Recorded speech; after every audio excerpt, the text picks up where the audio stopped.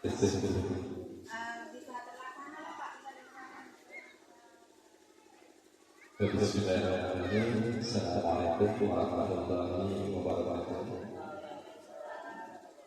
Selamat pagi dan salam sejahtera bagi kita semua. Alhamdulillahirabbil alamin. Wassalatu wassalamu ala asyrofil anbiya'i wal mursalin wa ala alihi ajmain. Amma ba'du. Yang saya hormati Bapak Ibu Majelis Guru Sekolah 18 lainnya. Yang saya hormati rekan-rekan guru, ibu, sebenarnya sebagai IPT kata apa?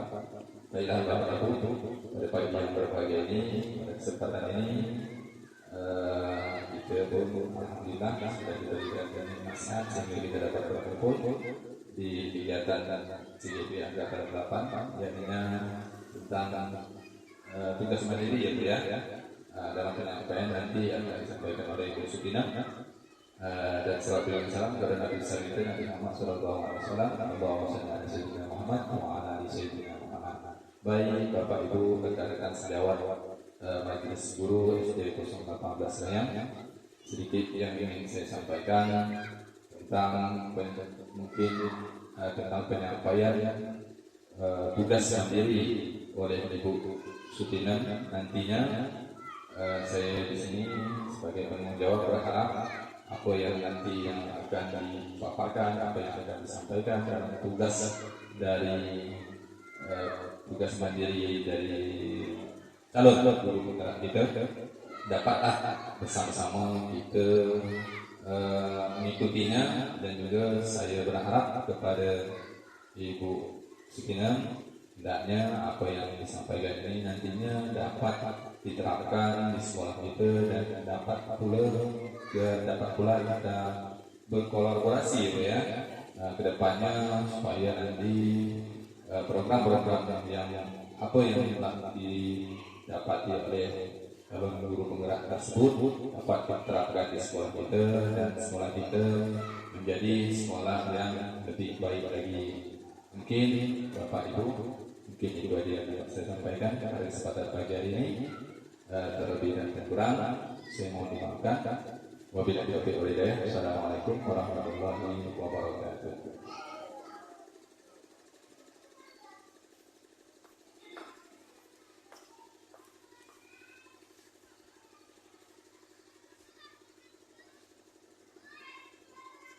Baik, terima kasih saya ucapkan kepada Bapak Kepala Sekolah SD Negeri 018 atas dukungannya serta kata sambutannya, serta tak lupa ucapan terima kasih saya sampaikan kepada semua rekan-rekan guru yang ada di SD Negeri 018 ini atas dukungannya yang telah bersedia meluangkan waktunya untuk saya penyebaran pemahaman dan penerapan pengalaman budaya positif ini. Sebelum saya menyampaikan materi saya akan berpantun terlebih dahulu. Tepung putih bernama kanji, tepung ditutup kain motif. Izinkan saya menyampaikan materi berjudul budaya positif. Baik, langsung saja saya mulai. Sebelum kita mulai, saya ingin Bapak dan Ibu pemanasan terlebih dahulu. Jadi permainannya seperti ini. Misalnya saya menunjuk Pak Suryadi, saya mengucapkan kalimat sekolah. Berarti nanti Pak Suryadi membuat sebuah kalimat yang berhubungan dengan sekolah. Misalnya, sekolah saya bersih dan indah. Nah, seperti itu. Kemudian selanjutnya Pak Suryadi nanti menunjuk misalnya Ibu Suryani atau Ibu Neneng atau Ibu Ija atau Pak Sahar menunjuk. Berarti orang yang ditunjuk tadi menyebutkan kata yang terakhir yang Pak Suryadi katakan tadi. Bisa dipahami ya Bapak Ibu ya? Bisa ya Bu Yani? Ya bisa. Baiklah, kita mulai. Kalau begitu dari Pak Suryadi dulu. Diriku. Silakan Pak Surya.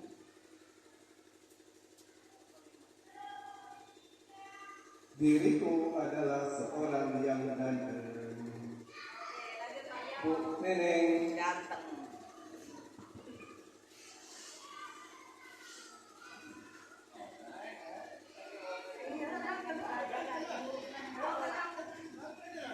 Ganteng kalimatnya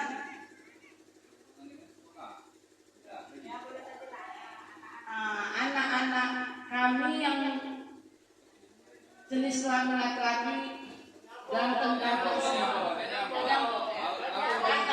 Ganteng anak-anak, gantengnya anak-anak kami di sekolah ini. Ya, boleh siapa yang ditunjuk Ibu Lia?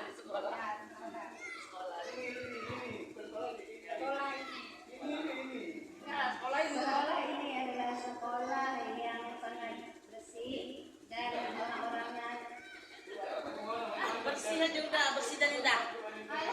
Bersih dan indah. sekolah ini adalah sekolah yang bersih dan indah. Indah. Itu. Indah. Indah. Indah.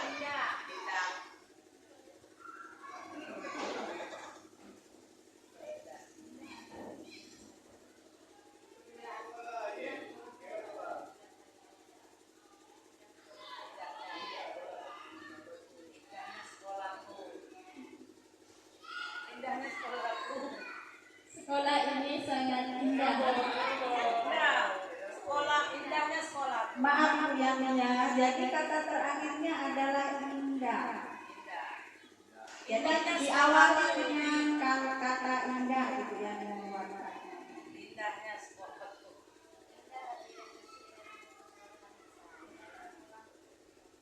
Indahnya sekolahku. Tadi yang terakhir Bapak Kepala Sekolah. Sekolahku berarti. Sekolahku bernama SD 018 Senayan. Jadi demikianlah tadi itu sebagai pemanasan atau rangsangan kita supaya kita berkonsentrasi ya Bapak Ibu ya.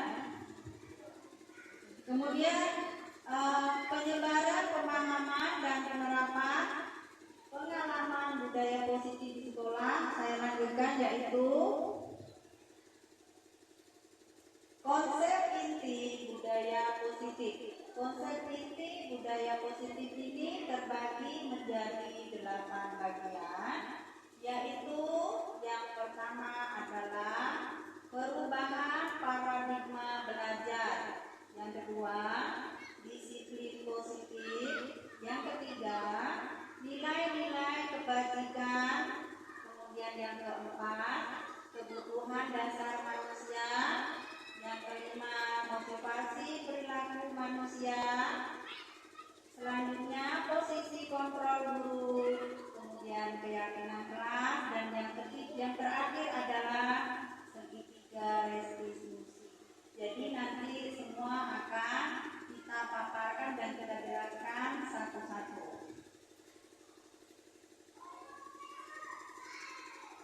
Selanjutnya pembelajaran dengan paradigma baru.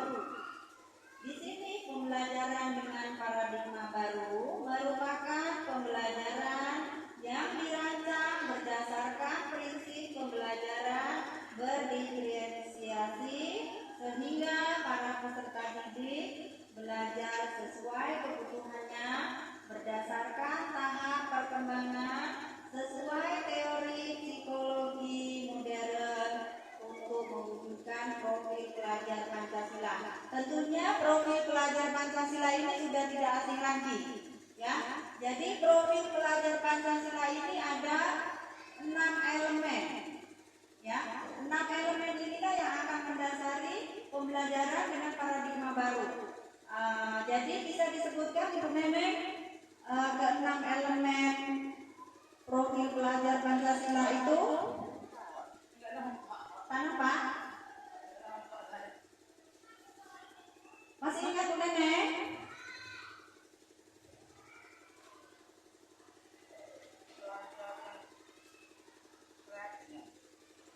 Iya, kreatif, mandiri, apa lagi Pak ya?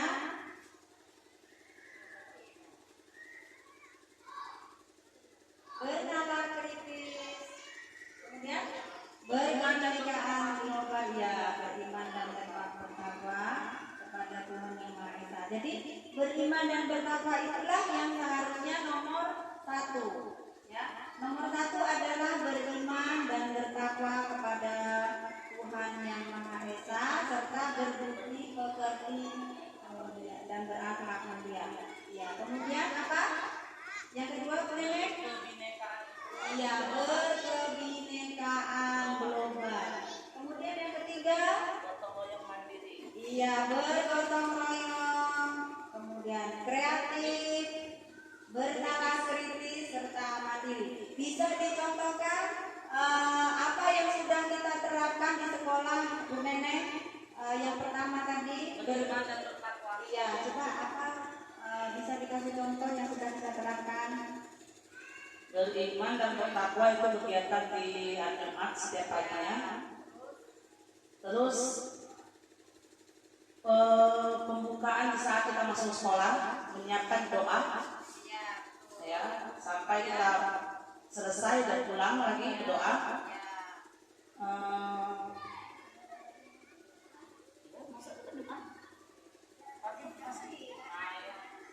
Nah, sebelum memulai pelajaran, kegiatan mengaji, ayat-ayat pendek juga pulang Jumat. Oke, terima kasih ya. Jadi yang sudah kita terapkan di sekolah kita adalah yang pertama pagi mengaji yang sudah dilaksanakan sebelum pembelajaran, yaitu menghafal ayat-ayat pendek ya, Bu ya. Kemudian pagi mengaji yang dilaksanakan pada setiap hari Jumat. Kemudian anak-anak juga setiap hari Jumat memakai pakaian baju kurung, guru-gurunya juga begitu. Kemudian berdoa sebelum dan sesudah melaksanakan pembelajaran. Nah, itu. Kemudian jangan lupa satu lagi, setiap kali anak-anak kita beri sesuatu, mereka mengucapkan terima kasih. Yaitu yang pertama. Kemudian yang kedua, boleh kerja dikasih contoh. Yang kedua, apa ya? Berkebinekaan global. Bisa kerja? Menghargai semua menghormati keberagaman agama. Berkebinekaan global misalnya anak-anak yang berbeda agama mereka dalam menghormati satu sama lain dan tidak berbeda. Baik, terima kasih untuk Ibu Ija. Jadi akan saya jelaskan sedikit. Yang berkebinekaan global di sini adalah mengenal dan menghargai budaya sendiri. Kalau kita yang kita terapkan di sekolah kita adalah setiap kali mengadakan event perpisahan setiap tahun, tentunya kita mengadakan pentas seni ya, Bu Ija ya, yang selalu diikuti oleh anak-anak kita, yaitu berupa kesenian daerah. Kemudian yang jelas adalah tari persembahan sebagai sambutan pertama tamu yang kita hormati. Kemudian selanjutnya adalah silat ya. Yang pertama yang selanjutnya adalah silat yang kita terapkan kemarin waktu kita perpisahan. Itu silat itu biasanya dipakai untuk penyambutan tamu, juga untuk pengantin ya, itu. Jadi itu perlu dilestarikan. Kemudian selanjutnya adalah dapat membangun komunikasi dan bekerja sama dengan baik tanpa memandang ras, suku dan bangsa. Itulah tadi bekerja sama tanpa memandang suku bangsa ya. Kemudian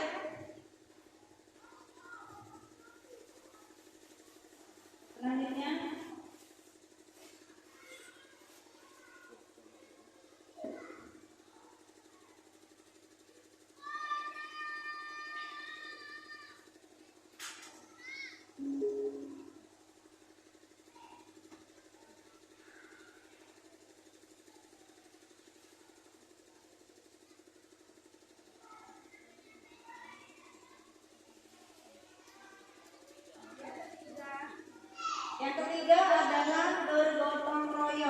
Sudah jelas di sini kalau bergotong royong bisa dicontohkan Pak ya, Pak Suryadi. Ya seperti kita lakukan tadi pagi.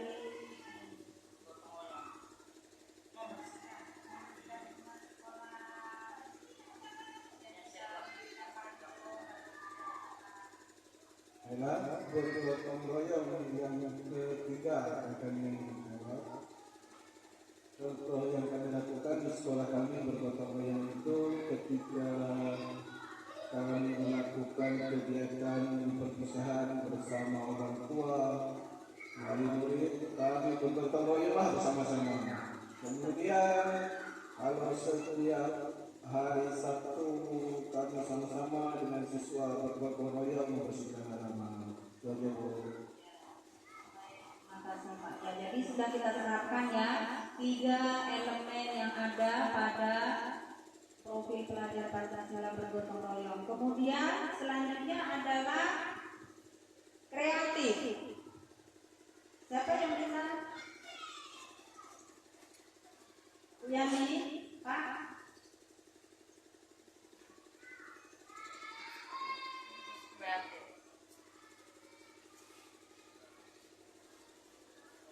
Baik, untuk yang ketiga itu kreatif yang sudah empat kreatif yang sudah kita lakukan atau kita terapkan di sekolah. Jadi mampu menghasilkan ide yang baru dan menyesuaikan masalah dengan cara ini pendekatan yang berbeda-beda. Mungkin boleh itu contoh. Misalnya, berdiskusi sesama majelis guru ataupun dengan siswa-siswa untuk menyelesaikan suatu permasalahan yang ada di sekolah. Dan bisa juga misalnya umpama kami ingin menyelesaikan suatu permasalahan mungkin bergotong royong, membuat pagar sekolah, taman-taman sekolah dan sebagainya. Oke, itu aja. Terima kasih. Baik, terima kasih untuk Bapak Kepala Sekolah. Kemudian selanjutnya saya mau Ibu Yani memaparkan tentang bernalar kritis. Apa saja? Silakan Bu Yani.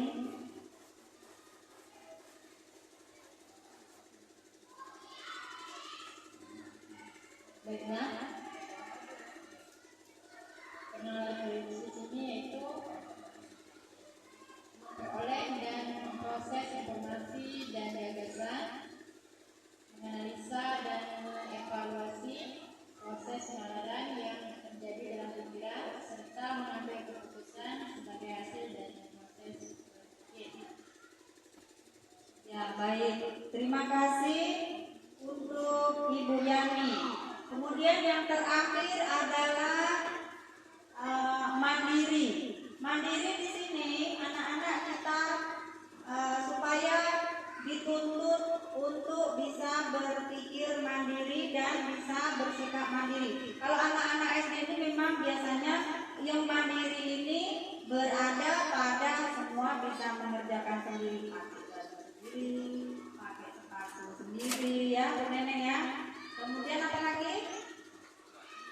Iya, pergi ke sekolah sendiri tanpa diantar orang tua ya, seperti itu. Tapi pada dasarnya bernalar mandiri ini semua permasalahan yang dihadapi oleh anak kita, dia bisa menyelesaikannya sendiri, kemudian bisa mencari jalan keluarnya sendiri dan bagaimana yang terbaik untuk dirinya. Itu ya pada intinya. Kemudian saya lanjutkan. Di sini ada miskonsepsi tentang teori kontrol. Miskonsepsi ini berarti pandangan yang salah. Pandangan yang salah tentang teori kontrol. Ya, jadi mungkin selama ini kita mempunyai pandangan yang salah tentang teori kontrol diri kita sendiri. Ya, yang pertama adalah ilusi guru mengontrol murid. Jadi selama ini kita memang mempunyai kontrol yang seperti itu ya. Kita memerintah anak kita, kamu harus ini, kamu harus itu ya. Jadi itu paradigma yang salah. Jadi kalau bisa mari kita sama-sama rubah ya. Itu ilusi kontrol murid. Kemudian yang kedua adalah ilusi bahwa semua penguatan positif, efektif dan bermanfaat ya. Itu. Kemudian yang ketiga ilusi bahwa kritik dan membuat rasa bersalah mampu menguatkan karakter. Itu juga salah. Kemudian yang ketiga adalah ilusi bahwa orang dewasa berhak memaksa. Kita selama ini yang nomor 1 tadi dan nomor 4, ilusi bahwa orang dewasa berhak memaksa ya. Itu. Jadi kamu harus mengerjakan PR, harus selesai. Kalau tak selesai nanti kamu saya hukum ya, seperti itu. Jadi tidak boleh lagi punya pemikiran seperti itu ya. Kita lanjut. Di sini ada stimulus respon dari stimulus respon dan teori kontrol.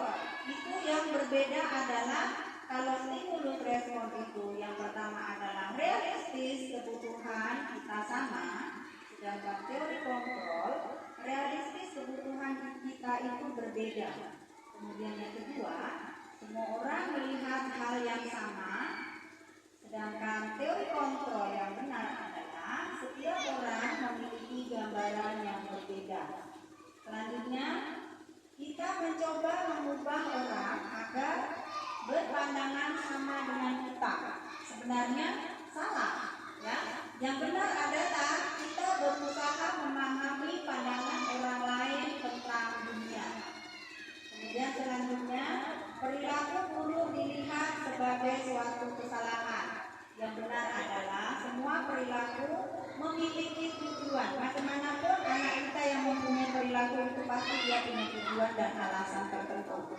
Ya. Kemudian orang lain bisa mengontrol saya, padahal itu salah. Ya, hanya saya yang bisa mengontrol diri saya sendiri. Ya. Kemudian saya bisa mengontrol orang lain, itu juga salah. Anda atau saya tidak bisa mengontrol orang lain. Sama kurang lebih sama dengan yang di atas ya. Hanya diri kita yang bisa mengontrol ya. Kemudian pemaksaan ada pada saat rujukan gagal. Ya. Yang benar adalah kolaborasi dan konsensus menciptakan pilihan-pilihan baru. Kemudian model berpikir menang kalah. Yang benar adalah model berpikir menang-menang. Nah, di sini saya akan mencontohkan pemaksaan ada pada saat rujukan gagal. Misalnya kita menggenggam tangan. Pak Iya sama-sama Ibu Yati menggenggam tangan. Ya, di dalam genggaman tangan itu ada sesuatu, misalnya emas, ya Pak ya, emas. Jadi di dalam tangan Ibu Yani ada uang 100 juta misalnya. Jadi Pak Ya ini sudah punya emas, tetapi dia juga menginginkan uang yang ada di tangan Ibu Yani atau sebaliknya. Ibu Yani masih menginginkan sesuatu yang dipegang sama Pak Ya. Jadi bisa tidak kita memaksa orang itu untuk membuka tangan kita? Kira-kira, Bu Ija, kira-kira bisa tak kita memaksa orang untuk membuka tangan kita? Iya, ya tak bisa, walaupun dengan bujukan halus, walaupun dengan perbuatan-perbuatan yang kasar ya, tetap tak bisa kita. Jadi apa yang akan Ibu Ija lakukan seandainya seperti itu?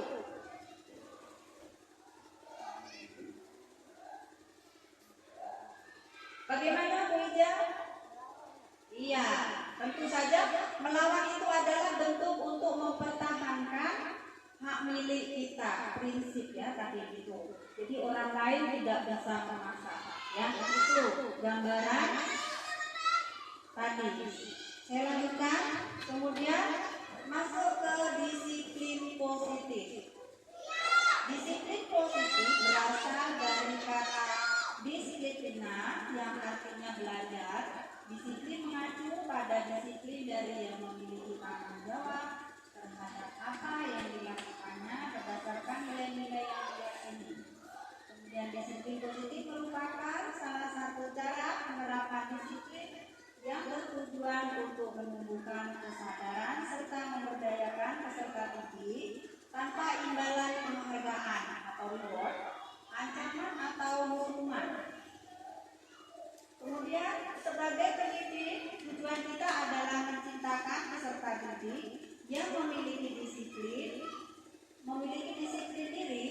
sehingga mereka berperilaku mengacu kepada nilai-nilai kebajikan universal dan memiliki motivasi intrinsik dalam perubahan perilaku ke arah yang lebih baik. Itu dia tujuan dari disiplin positif tadi. Dan perlunya penanaman disiplin positif kepada anak-anak kita, ya, supaya memiliki motivasi intrinsik. Intrinsik itu dari dalam diri kita, ya, tertanam dari dalam diri anak itu. Selanjutnya, nilai-nilai kebajikan. Nilai-nilai yang disepakati bersama lepas dari suku, bangsa, agama, bahasa maupun latar belakangnya. Contoh nilai kebajikan institusi atau organisasi di sini adalah profil pelajar Pancasila yang meliputi 6 dimensi tadi, ya. Beriman dan bertakwa pada Tuhan Yang Maha Esa dan Tuhan, berkebinekaan global, gotong royong, mandiri, kreatif, dan bernalar kritis. Selanjutnya adalah Ibu Primarius atau program IIP, toleransi, rasa hormat, integritas, mandiri, menghargai, antusias, empati, keingintahuan, kreativitas, kerjasama, percaya diri, dan komitmen. Nah, sekarang yang akan kita tanamkan pada anak-anak kita adalah empati.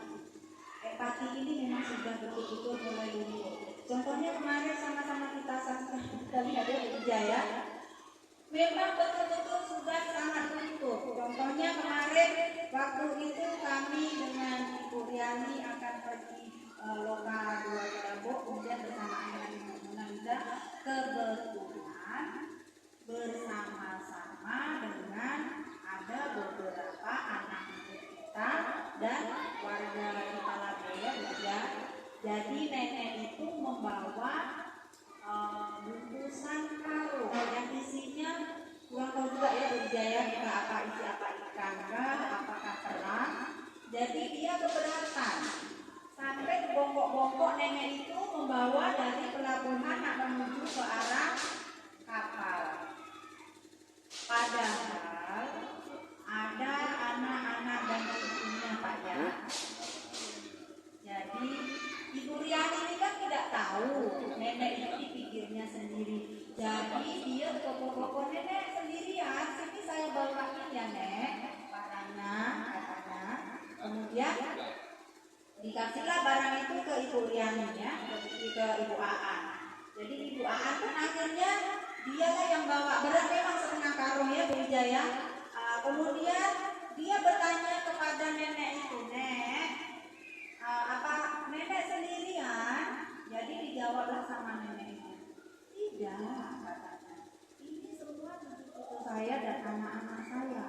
Langsung bagaimana reaksi Ibu Riani?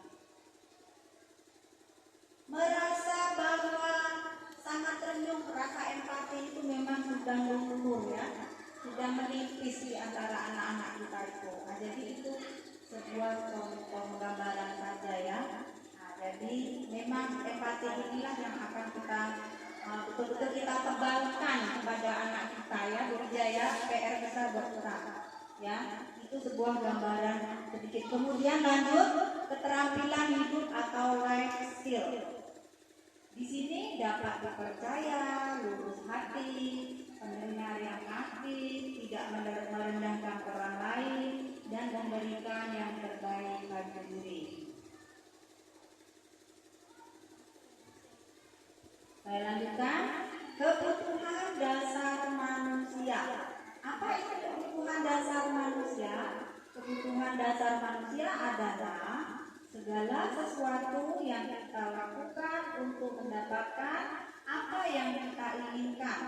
Seluruh tindakan yang kita lakukan memiliki tujuan tertentu, dan semua usaha terbaik yang kita lakukan adalah dalam rangka agar kebutuhan dasar kita terpenuhi dengan baik. Lanjut. 5 kebutuhan dasar manusia. Di sini saya paparkan ada 1 adalah bertahan hidup. kedua kasih sayang dan rasa diterima, penguasaan, kebebasan dan kesenangan.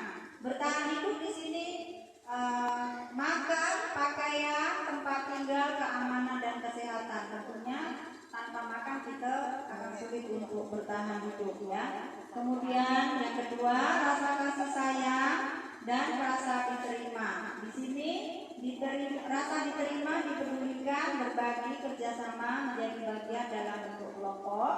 Kemudian penguasaan, di sini ada harga diri, keinginan untuk dianggap memimpin, berprestasi, diakui dan dikenal. Kemudian kebebasan, mandiri, memiliki pilihan, mencoba hal yang baru, mampu mengendalikan arah hidupnya. Kemudian yang terakhir adalah kesenangan, bermain, humor, antusiasme dan tertawa. Tentunya anak-anak, apalagi usia anak SD, tentunya masih memerlukan kesenangan. Yang jelas di sini kita diajarkan untuk bermain sambil belajar. Ya, lanjut. Motivasi perilaku manusia. Motivasi perilaku manusia ini terbagi menjadi dua, yaitu motivasi intrinsik dan motivasi ekstrinsik. Motivasi intrinsik di sini adalah untuk menjadi orang yang mereka inginkan dan menghargai diri sendiri dengan nilai-nilai yang mereka percaya. Kemudian motivasi ekstrinsik adalah untuk menghindari ketidaknyamanan hubungan serta untuk mendapatkan imbalan penghargaan dari orang lain. Saya lanjutkan. Di sini ada hukuman. Ya, apa itu hukuman? Hukuman itu tidak terencana dan atau secara tiba-tiba. Murid tidak tahu apa yang akan terjadi atau tidak dilibatkan. Kemudian bersifat satu arah dan berupa hukuman fisik atau psikis. Di sini saya contohkan kalau hukuman. Ini selalu kita lakukan. Terus terang saja ya, pasti kita semua melakukan hal ini. Misalnya ada anak kita terlambat masuk, udah misalnya hampir jam 9 baru masuk, kemudian apa yang kita lakukan karena sudah sering terjadi, jadi kita geram, akhirnya kita hukum dia. Jadi itu namanya hukuman ya, yang terjadi tiba-tiba tanpa direncanakan, kemudian hanya dari kita aja, dari guru ya, tanpa persetujuan dari murid tentunya ya. Kemudian konsekuensi di sini terencana atau disepakati sesuai peraturan. Murid tetap dibuat tidak nyaman. Kemudian sikap guru selalu memonitor murid. Konsekuensi ini juga masih belum tepat, akan tetapi agak lebih halus dari hukuman. Ya, ini juga sebenarnya masih kurang tepat. Akan tetapi kadang-kadang kita juga melakukannya konsekuensi. Misalnya besok kamu jangan terlambat lagi ya nak, katanya. Iya bu. Jadi kalau misalnya terlambat, ibu apain kamu? Itu namanya konsekuensi ya, bukan hukuman, tapi konsekuensi. Sudah berbeda dengan hukuman yang pertama tadi. Kalau yang pertama tadi hukuman kan tanpa kita bertanya, langsung kita menghukum dia. Itu. Kemudian yang ketiga adalah restitusi. Restitusi adalah proses menciptakan kondisi bagi murid untuk memperbaiki kesalahan. Kemudian proses kolaboratif yang mengajarkan murid untuk mencari solusi sendiri. Ini agak tepat. Restitusi ini kita buat misalnya kesepakatan kelas atau kita biasa punya, kalau yang lama adalah peraturan kelas. Jadi kalau misalnya anak yang terlambat tadi kita panggil, kita tanya, kenapa kamu terlambat nak? Nanti dia jawab, misalnya saya tidak terbangun bu. Jadi bagaimana supaya kamu cepat terbangun? dia menjawab, nanti saya bunyikan waiter tuh. Oh iya. Jadi itu tadi disuruh mencari solusi sendiri ya. Kita lanjut. Posisi kontrol guru. Posisi kontrol guru ini ada 5. Yang pertama adalah penghukum, seperti yang sudah saya katakan tadi sebagai penghukum, ya. Kemudian yang kedua adalah pembuat rasa bersalah. Kemudian yang ketiga teman. Kemudian yang keempat pemantau, dan yang terakhir adalah manajer. Nanti akan kita bahas satu-satu. Contoh penerapan 5 posisi kontrol guru. Ya, di sini kasusnya adalah siswa tidak mau memakai atribut lengkap saat upacara bendera. Ya, di situ tindakan kita adalah hormat pada bendera selama 1 jam itu bentuk hukuman, ya. Kemudian berapa kali ibu bapak harus memberitahu kami, kamu selalu saja mengecewakan ibu, yaitu pembuat rasa bersalah.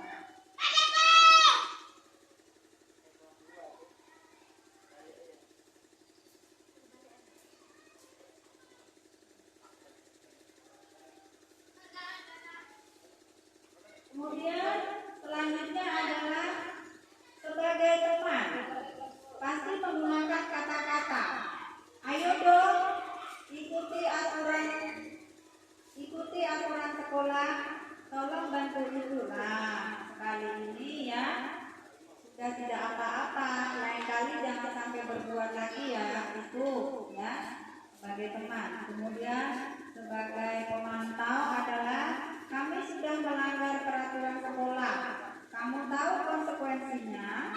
Setelah upacara kamu beli atributnya ke koperasi dan jangan diulang lagi ya. Seperti itu. Lanjut. Contoh penerapan 5 posisi kontrol guru. Yang terakhir adalah sebagai manajer. Apakah kamu tahu kesalahanmu? Kira-kira bagaimana kamu memperbaiki kesalahan kamu? Nanti dia akan mencari solusi, ya, menjawab. Kemudian kita lanjutkan. Posisi kontrol apakah aku? Nah, di sini Bapak Ibu bisa menjawab. Kamu tidak pernah melakukannya. Itu termasuk posisi kontrol apa ya, Bapak Ibu?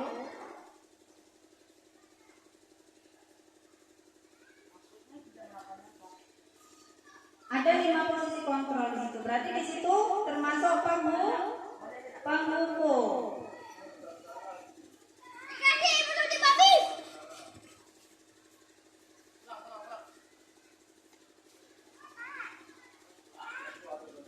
Ya, kita lanjut. Saya kecewa sekali dengan kamu. Iya, merasa bersalah. Ya, betul sekali. Ya. Kemudian lanjut. Ayolah, lakukan demi ibu, lakukan demi bapak ya. Sebagai teman, ya, betul, sebagai teman. Lanjut, yang terakhir adalah kamu tidak pernah mendapat nilai jika tidak mengerjakan tugas. Itu adalah manajer, ya. Jika dia tetap tidak mengerjakan tugas, berarti dia tidak dapat nilai. Lanjut.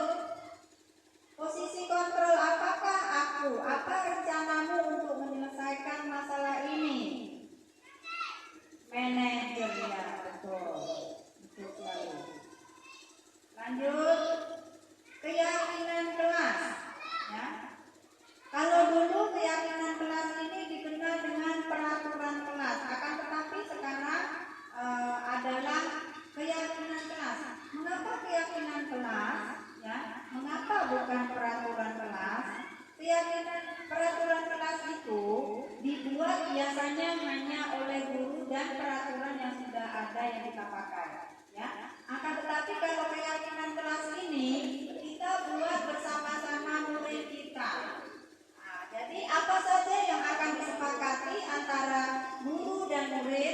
dalam kelas itu, kemudian nanti dia menyadarkan anak, ya, ketika anak itu berbuat salah. Misalnya contohnya kalau dulu jangan datang terlambat, ya, atau saya malu datang terlambat. Kalau sekarang ganti dengan kata-kata positif, yaitu datang tepat waktu, ya, seperti itu.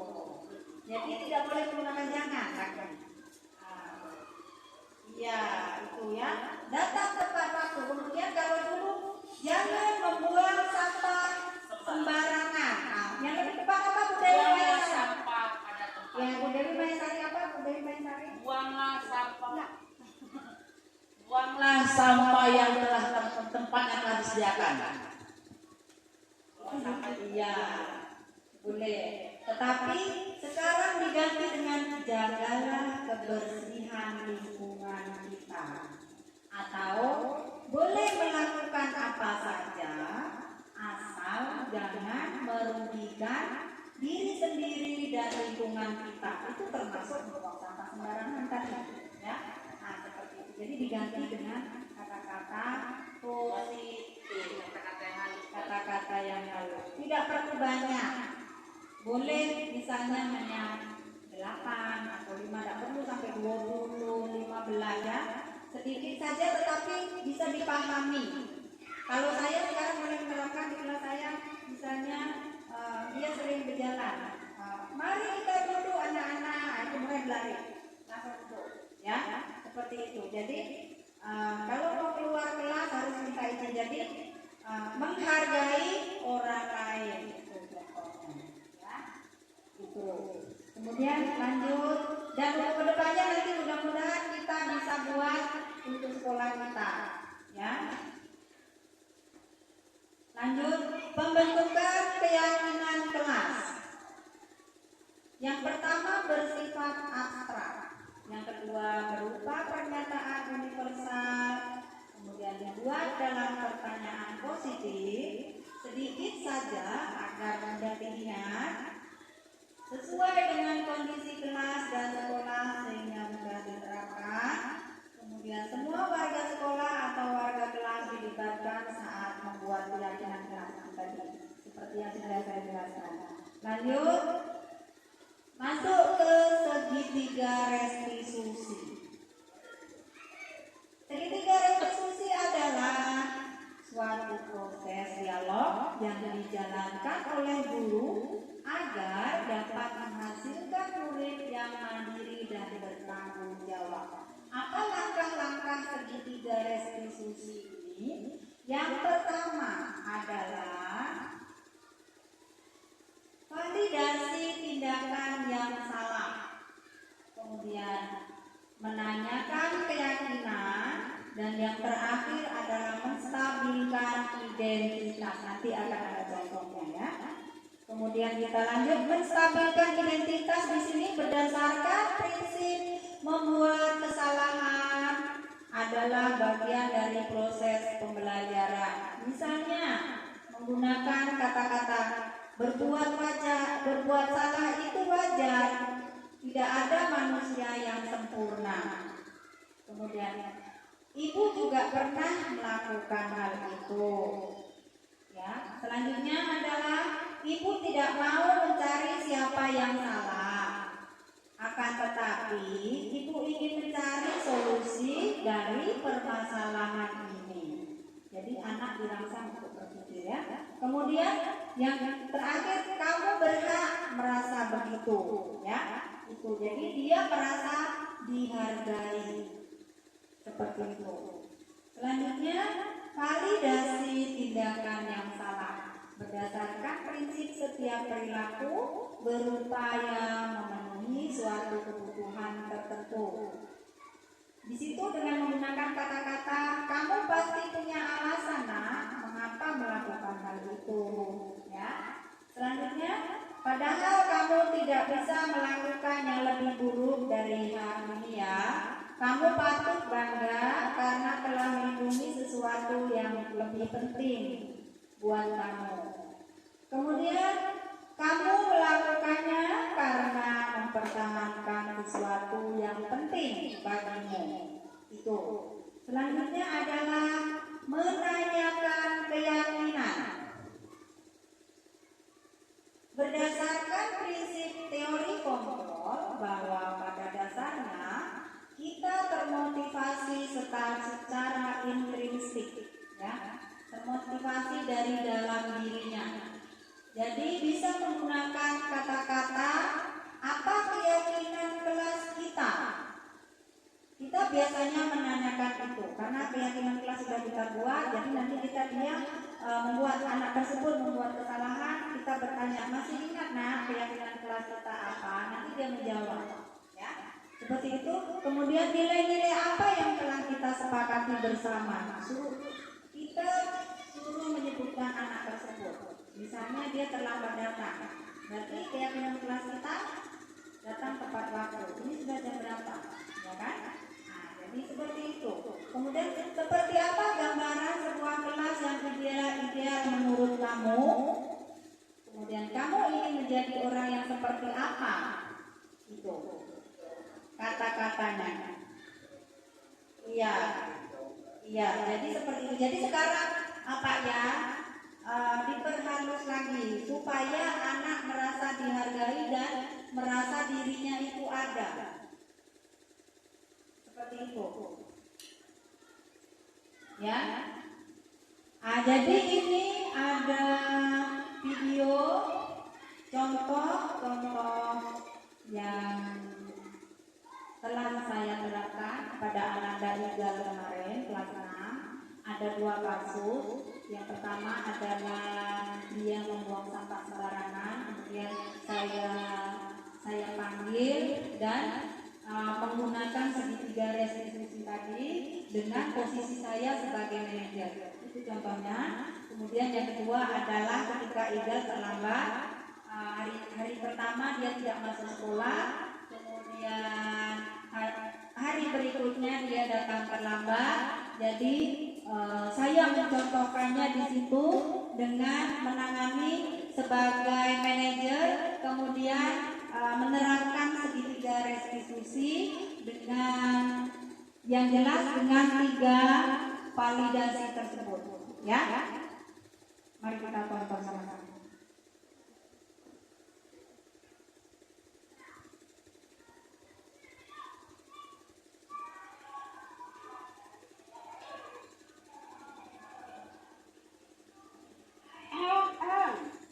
Ada yang buang sampah sembarangan ya, kamu ya. Bisa diambil sampahnya ya. Habis kamu di sana, kamu di kantor ibu ya. Assalamualaikum. Waalaikumsalam.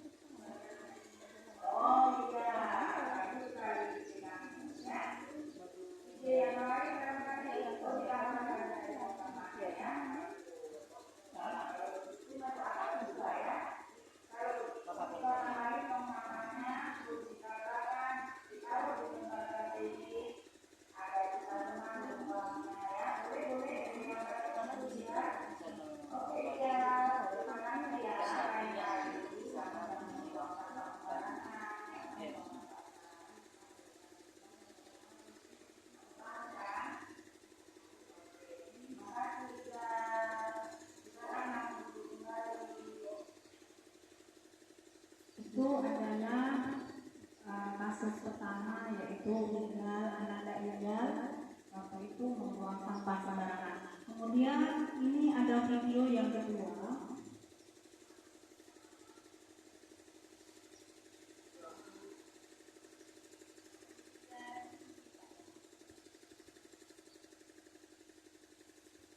Video yang kedua adalah waktu itu Iga tidak masuk sekolah dan juga terlambat pada hari keduanya. Jadi seperti ini. Assalamualaikum Bu. Waalaikumsalam. Silakan duduk Iga. Apa kabar kamu? Alhamdulillah baik Bu. Ya, baik. Kalau begitu dia nengok ya belum sih? Tahu nggak?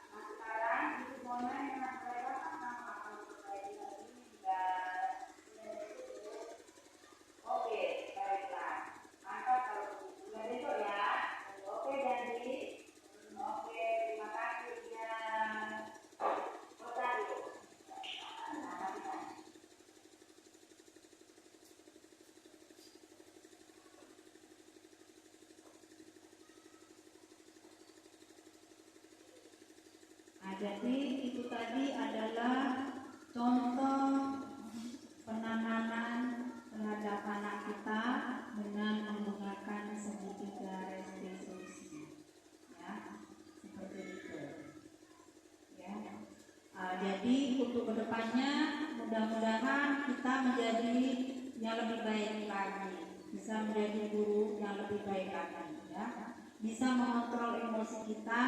Kemudian kita bisa lebih amok lagi terhadap anak kita, mengerti apa keinginan anak kita, ya. Kemudian kita menebalkan dari sifat-sifat yang baik dari anak kita, mengarahkan, menebalkan sifat yang baik. Kemudian menyamarkan sifat yang kurang bagus, yang kurang baik itu. Nah, jadi itu adalah merupakan tugas kita sebagai guru. Nah, jadi yang terakhir, tiba saatnya penutup adalah dalam penerapan program disiplin positif, hendaknya guru memiliki standar kepribadian profesional dan sosial yang baik, di mana guru mampu merefleksi dirinya dalam posisi kontrol saat ini, bagaimana perjalanan dirinya sebagai anom atau manajer yang menuntut murid-muridnya menjadi insan yang mandiri, merdeka, dan bertanggung jawab sesuai dengan standar pendidikan kita. Ya, baiklah. Demikian tadi paparan dari penyebaran budaya positif yang saya lakukan di sekolah kita. Terima kasih atas waktunya yang sudah diluangkan pada hari ini untuk acara saya. Saya ucapkan ribuan terima kasih. Sebelum saya tutup, saya akan membacakan pantun terlebih dahulu. Naik perahu di hari senja, niatnya ingin memancing cumi. Terima kasih untuk semua yang telah sudi hadir pada hari ini. Rabbi yubillahi robba wabil islami dina wabil muhammadin nabi ya wa rasulah rabbi zidni ilma warzuqni fahma amin.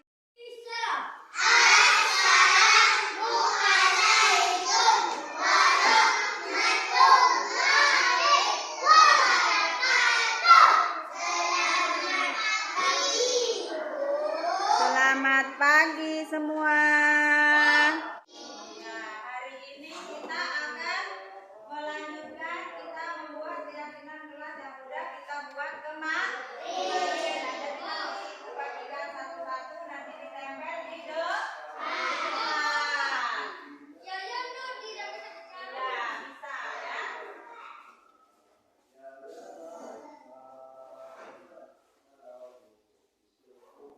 Apa kemarin yang pertama?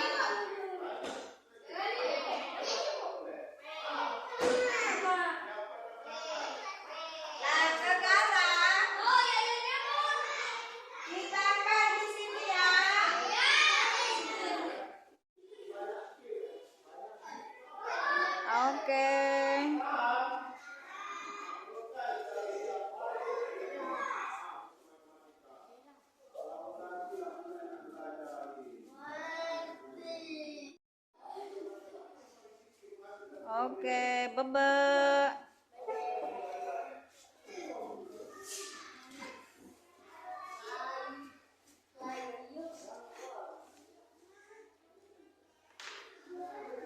Rapi, lanjut.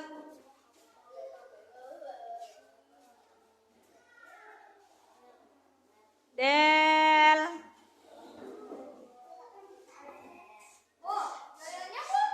Iya, nanti Yoyon sama Ibu. Nur.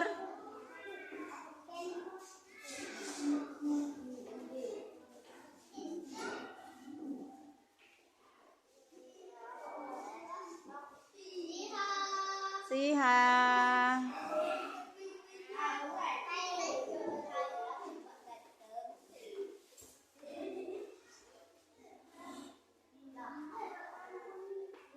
Loren.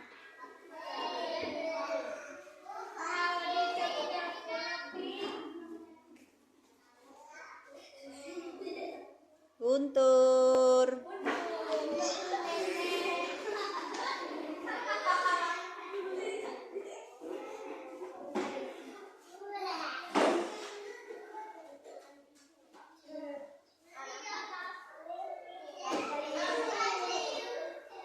Fadil.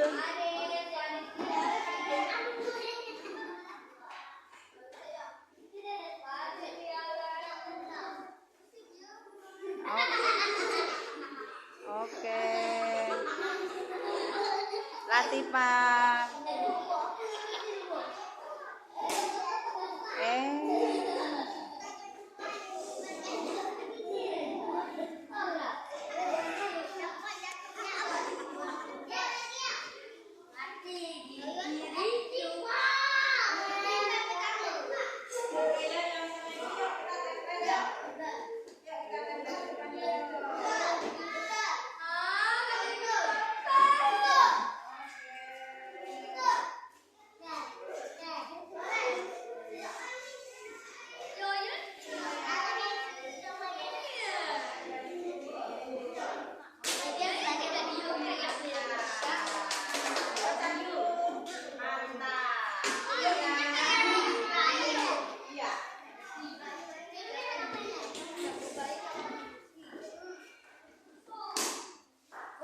Oke, Yoyon, duduk lagi.